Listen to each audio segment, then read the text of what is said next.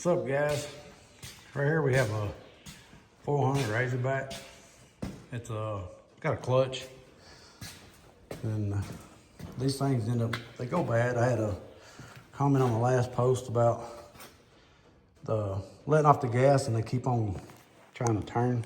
Sometimes if they're idled up a little too high, it'll do that. Or if your springs are going out on your clutch, they can cause it to do that. So what I'm gonna do is show you how to replace the clutch. It's pretty simple, easy. All right, here's your clutch. There's your bell, okay? On your clutch, you have 4 Allen screws right here. I've already took the screws out on these, and the Allen bolts are, looks like an 8mm. Right here's the 4 bolts. You just take these out. Okay, after you get them out, you just take and pull your clutch right out. All right, let me walk over here to the light a little better so we can see. All right, so what we got, this clutch here looks like it's pretty much, the pads are about wore out. As you can see, there ain't really much. That's pretty much metal to metal.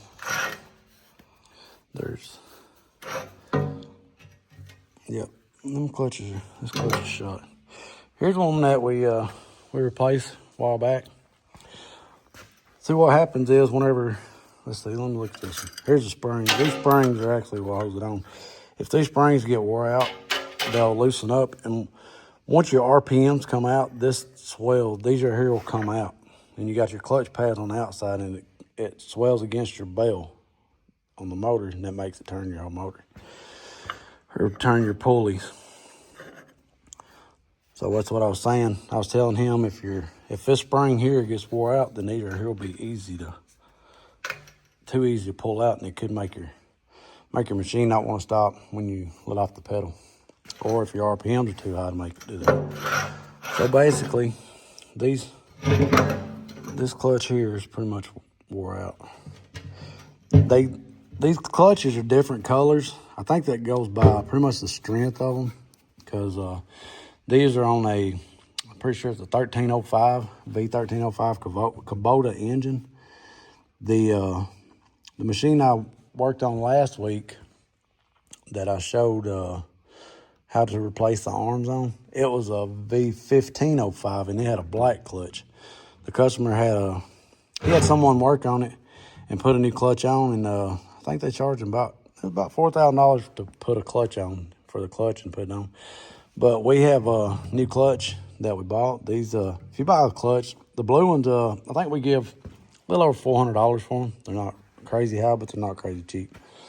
But they're pretty much kind of like a go-kart clutch. They're much same difference, you know what I mean? And if you take these springs off, you'll look getting them back on. That's all I can tell you. We actually took this one, this clutch. There's a shop in Nashville, Tennessee that rebuilds clutches. We took this up there to them, and I dropped it off and see if they could put me some new pads on.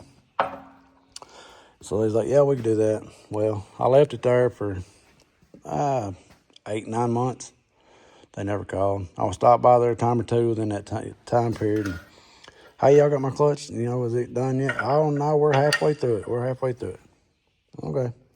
Finally, after about a year, man, I finally went back up there, and, I was like, hey, dude, I need to, what's going on with my clutch? I need to buy a new one or what? I mean, y'all been working on this thing for a year now, and I mean, all you got these little bitty pads, There ain't a whole lot to it. So he's like, well, let me look. It took them forever to find it.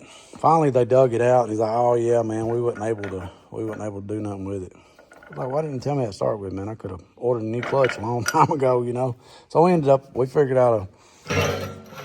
we figured it out and got us some new clutches. I think we might have got them through Power Rentals in Nashville. But let's see. We have a new one over here on the shelf.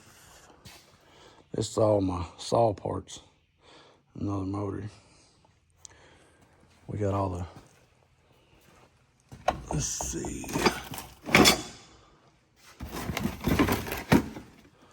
Oh, we got a brand new one up here in a box somewhere. If I can find it.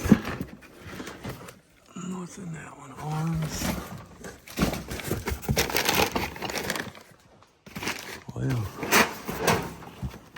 maybe I lied.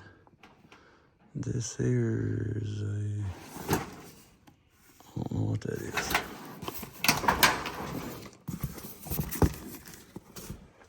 Let me look down here. Oh yeah, here we go. Alright, here's your new clutches. See, that's a black one, so I'm thinking it may be a better one. But now you notice on this one, it don't have the 4 screws. So we got another one there. Okay, so we got 2 new ones. And looks like they don't come apart like the other ones did. So in that case, what we'll have to do, I think these clutches are actually better than the blue ones. In this case, what you have to do is take the, there's a, looks like a 1/2 inch. Let me see if I can get more light. No, maybe not. There's a 1/2 inch bolt here. You take it loose, and then once you get it loose, there's a, you just pretty much pull this off. It comes off. Down here, the belt wise, what I normally do is, let's see, most of the time I think these will slide. If you loosen up your motor mounts, loosen up this bolt here and the ones in the front, you can loosen up these bolts, and I'll be tightening them up, but pull it this way. Because if you notice, if you get in line with it, most of the time your belt is on an angle. That means that's where it tightens it. So if you tighten this bolt up, it will pull your motor this way. It'll loosen your belt a little, but it still won't let you get the clutch off. To get the belt off, to replace the belt is tricky because you have all these little, you have a bunch of set screws around these universal joints, and pretty much take all them loose. If you raise these things up, the bottom, these things, they swivel. The blades and the pans, they swivel back and forth. If you raise it up, it'll tilt down, and that should give you a little more slack. Once you take all these Allen screws out, and then you push all this one way, you might have to take a hammer and just drive them over, but they'll move. And you got keyways in them. Just drive all these over, and it should give you enough slack to take one of your universal joints loose. Once you get that loose, you can loosen up these, take these bolts out. There's 3 bolts. I think they're 7/16. They're these pulleys are kind of tricky because what you do is you take these bolts out. Okay, once these bolts are out, you take them and you screw them into the threaded slots beside it. You got 3 threaded slots beside it. And what that does, how can I explain this? These bolts here are in this piece. It's not threaded, okay? On the front side of your pulley, you have threads.